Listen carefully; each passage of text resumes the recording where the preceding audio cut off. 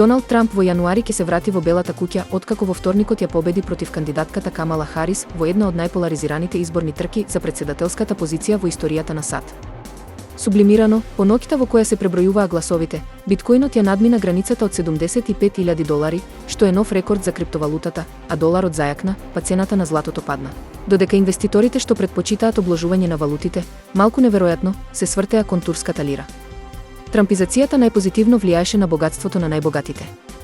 Милиардерите предводени од Илон Маск од Тесла се збогатија за $63,5 милиарди во средата. Инфлацијата во земјава во октомври значително забрза. Од 2,6% во септември се искачи на 3,5%. Главната причина за овој раст е цената на храната, која јаде најголем дел од домашниот буџет. Народна банка на Република Македонија во своите есенски проекции констатира дека годинава просечната инфлација ќе изнесува 3,5%. Што се однесува до растот, Централната банка за следната година предвидува понизок раст од владата, а постои и загриженост од случувањата во Германија.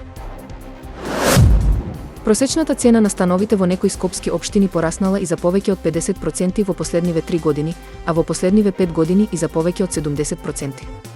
Но просечната цена на закупнината на становите, односно кириите, не го следи истото темпо.